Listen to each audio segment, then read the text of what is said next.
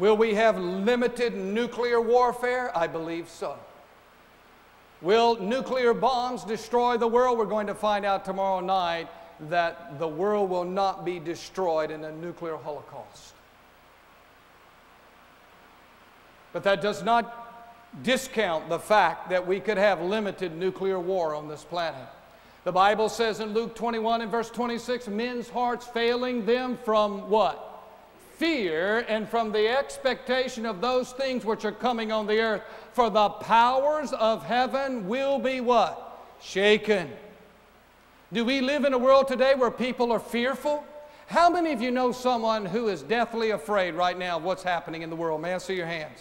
Several of you are. Several, not you are, but several of you know people that are. If they understood the Bible, they wouldn't have to be afraid. Let's go to our next sign. Signs in the world of nature. And there will be what? Famines. Matthew 24 and verse 7. There are food shortages in 38 different countries, according to the United Nations report. My wife and I have spent time in India and Africa. We've worked there before. I have somewhat of an idea of what goes on. People are definitely starving. 1/6 of the world today, this day, go to bed hungry. That's hard to believe, isn't it? When we throw away a lot of food. I'm not trying to put a guilt trip on you, but 1/6 of the world goes to bed hungry each day. Famine is more than just a natural disaster. It can be man-made also. 10,000 people per day, 3.5 million per year die of starvation. That is unacceptable. It is unacceptable, isn't it? How can we justify that? It's not right. And there will be famines and what else? Pestilence. Pestilence also can come in two different flavors. Naturally and from mankind. Matthew 24. 2.5 billion pounds of toxic pollutants cause an estimated 50,000 to 120,000 premature deaths each year. I'm not trying to get political on you, ladies and gentlemen. I deal with facts. People do die from pollution. They do. And by the way, I'm just giving you some simple illustrations. We could sit here all night and go over facts and figures and numbers, and I could bore you to death.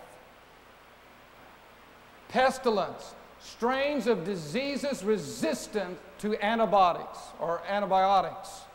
New diseases without a cure. We're seeing this happen. You know it's happening. We're concerned about it. There are things cropping up that we don't know what to do with them. It's all signs of the end. And earthquakes in various places. Matthew 24:7. 35 earthquakes a day. How many of you knew that we have at least 35 earthquakes a day? Most of them you don't hear about them because they're in remote areas. It's only when they're close to civilization do they report on them. That's between 12 and 14,000 a year. We have over 2,000 seismograph stations monitoring this around the world. Luke chapter 21 and verse 11, and there will be great earthquakes in various places, and famines and pestilence, and there will be fearful sights and great signs from heaven. Men's hearts failing them from fear and from the expectation of those things which are coming on the earth, for the powers of heaven will be shaken. Then, notice what the Bible says, then they will see the Son of Man coming in a cloud with power and great glory. That's good news. We will see this upheaval on this planet. You can label it global warming. You can label it climate change. I label it signs of the end of time. I'm not going to give man credit, even though we are responsible for a lot of stuff that goes on this planet. But this earth is waxing old. And the King of Kings and Lord of Lords is about to come back. Now, when these things begin to happen, look up and lift up your heads, because your redemption draws nigh. So be wise and be awake, ladies and gentlemen. These are omens of the end, pointing us to the coming of Jesus Christ. Now, what about the signs in the social world? But as the days of Noah were, so also will the coming of the Son of Man be. Matthew 24, verse 37. For as in the days before the flood, they were eating and drinking and marrying and giving in marriage until the day that Noah entered the ark. That's verse 38. As we look back to Genesis chapter 6 and verse 5, and we see what was going on back then, the Bible says, then the Lord saw that the wickedness of man was what, ladies and gentlemen? Great in the earth, and that every intent of the thoughts of his heart was only evil continually. Does that sound like today? It does. It does.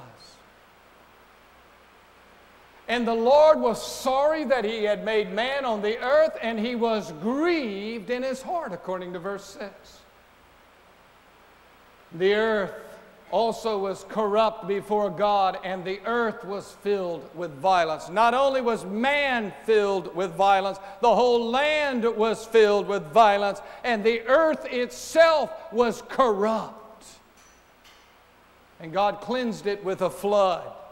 Genesis 6 and verse 11. So God looked upon the earth, and indeed it was corrupt, for all flesh had corrupted their way on the earth. Now remember, Jesus said, as it was in the days of Noah, so will it be down here at the end of time. If you look at the statistics going back to 1940, only 89,500 women in North America were unmarried when they had their children. If you go all the way to the year 2000 and beyond, it's up 30.1% more. Thank you, Hollywood. Divorce rates, you can go back to 1970, 1996 and beyond. We're at the point now where it's 50%. Who created marriage in the beginning anyway? God did.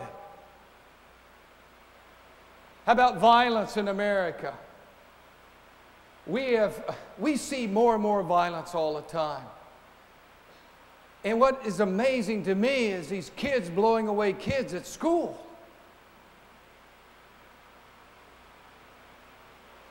You've read about Columbine and all these other places. 10 million violent crimes committed per year. The National Center for Policy Analysis. My wife and I with two other friends were robbed in broad daylight in Lansing at our office, standing in the parking lot. We had just come back from Nairobi, where the CIA said, you better be careful there. We come back to here, and I'm robbed in Lansing. The guy was 6'5" and weighed 310 pounds. You just say, yes, sir.